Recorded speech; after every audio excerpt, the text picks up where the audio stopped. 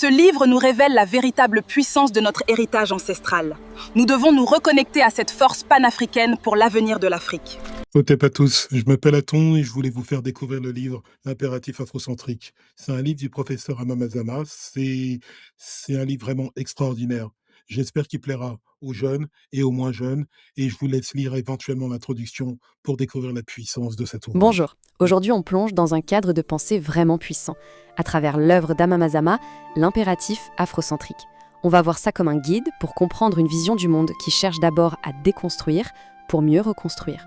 Voilà, on entre directement dans le vif du sujet. Cette question, elle est au cœur de tout le livre. C'est l'idée que le vrai combat, il n'est peut-être pas là où on le pense. On déplace le curseur, ça se passe à l'intérieur, dans la tête, dans la psyché. Alors, pour bien comprendre sa pensée, il faut d'abord savoir qui est Amamazama, parce que son profil est, disons-le, assez unique. Elle n'est pas seulement une universitaire, une linguiste brillante, elle est aussi une mambo, c'est-à-dire une prêtresse initiée dans la tradition vaudou. Et c'est cette double casquette qui est fascinante. D'un côté, la science, de l'autre, la spiritualité. Ça lui donne une perspective vraiment particulière pour analyser la culture, la langue et comment tout ça est lié. Allez, on y va. Première étape de la réflexion d'Amamazama, le diagnostic. Elle pose les choses un peu comme un médecin en fait. Elle identifie un problème, un mal qui, selon elle, affecte les sociétés à une échelle globale. La citation parle d'elle-même, c'est direct, sans détour. Et c'est un point super important à comprendre. Quand elle parle de suprématie blanche, elle ne parle pas juste du racisme d'un individu. Non, pour elle, c'est un véritable projet, un système global, organisé, qui vise la domination. C'est la clé de voûte de toute son analyse. Et ce projet, comment il tient ? Selon elle, il repose sur 3 piliers, qui ne peuvent pas exister l'un sans l'autre. Le premier, c'est cette croyance, presque une foi, en la supériorité blanche. Le deuxième, qui en découle logiquement, c'est l'idée inverse, l'infériorité de l'Africain.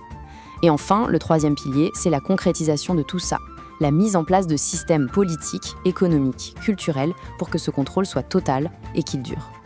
Ok, donc on a le diagnostic maintenant. Quel est le symptôme ? Par où ce mal se propage-t-il le plus efficacement ? Pour Amamazama, la réponse est claire, ça passe en grande partie parce qu'elle nomme l'aliénation religieuse. Ici, il faut bien saisir une différence qu'elle juge fondamentale. D'un côté, il y a la spiritualité. Ça, c'est vu comme quelque chose d'universel, un lien direct que l'humain a avec la nature, le cosmos. C'est inné, si on veut. De l'autre côté, il y a la religion. Et là, son analyse est que c'est souvent l'histoire et la culture d'un peuple spécifique qui sont transformées en vérité divine et ensuite imposées à tout le monde. Et pour illustrer ça, elle retrace une sorte de généalogie. Elle part de l'Égypte ancienne, avec les 42 déclarations d'innocence de la Ma'at, puis elle montre comment, des siècles plus tard, on retrouve une version condensée avec les 10 commandements. Le point de bascule, c'est le concile de Nicée. C'est là que, selon son analyse, le christianisme devient la religion officielle d'un empire, un outil de pouvoir. Et le processus continue, mais cette fois sur le plan de l'image. On voit l'apparence des figures clés changer. Le Jésus sémite, originaire du Moyen-Orient, devient progressivement un Européen blond aux yeux bleus.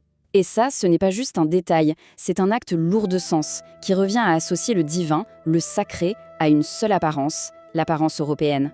Bon, on a vu le diagnostic qui est le symptôme. Alors, quelle est la solution ? Quel est le remède proposé dans le livre ? Et c'est là qu'intervient le concept central, l'afrocentricité.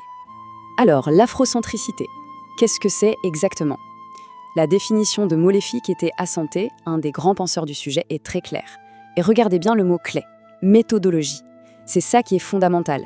Il ne s'agit pas d'une idéologie, c'est présenté comme un outil, une grille de lecture. L'idée, c'est simplement de changer de point de vue, de se remettre au centre de sa propre analyse du monde. Et là, attention, il y a une distinction hyper importante à faire. D'un côté, il y a l'afrocentricité, la méthode d'analyse. De l'autre, il y a l'afrocentrisme. Ce deuxième terme, avec le isme, a en fait été inventé par les critiques du mouvement. C'est une manière de le caricaturer, de le faire passer pour une sorte de suprémacisme noir à l'envers, ce que les tenants de l'afrocentricité réfutent. D'ailleurs, cette idée de recentrer le regard n'est pas sortie nulle part, elle a une histoire. Le terme afrocentrique lui-même, on le retrouve dès 1879 sous la plume de Martin Delany, un pionnier du panafricanisme. Ça montre que c'est une démarche intellectuelle qui s'ancre dans une longue tradition de lutte pour la réappropriation de son histoire. Et on arrive au but final de toute cette démarche, parce que ce n'est pas juste de la théorie pour la théorie, c'est présenté comme un véritable projet de libération, un appel à l'action. Et c'est ça le cœur du projet. L'idée centrale, c'est que la première délibération, avant même la politique ou l'économie, elle est mentale. C'est ce qu'elle appelle la désalignation. En d'autres termes, il s'agit de déconstruire, de liquider la suprématie blanche qu'on a pu intérioriser. C'est le point de départ de tout. Et pour y arriver, comment faire? Le livre identifie 3 axes sur lesquels travailler. D'abord, l'histoire, se réapproprier son propre récit historique. Ensuite, la langue, parce que les mots qu'on utilise façonnent notre vision du monde. Et enfin, le métaphysique, c'est-à-dire renouer avec sa propre spiritualité, ses propres traditions. Cette phrase résume parfaitement l'importance du pilier historique. Se reconnecter à son passé, ce n'est pas juste de la nostalgie. C'est présenté comme une question de survie, en fait. C'est l'encre qui permet à un peuple de ne pas disparaître et de pouvoir construire son avenir. On va terminer là-dessus avec cette question qui reste ouverte, c'est une invitation à la réflexion. Parce que si on suit la logique de ce livre jusqu'au bout, alors le point de départ de tout grand changement est peut-être individuel. C'est la décision de regarder le monde et de se regarder soi-même d'une manière différente. En conclusion, Mazama nous dit que l'impératif afrocentrique est notre chemin vers la libération. Nous devons nous voir au centre de notre propre histoire. C'est essentiel.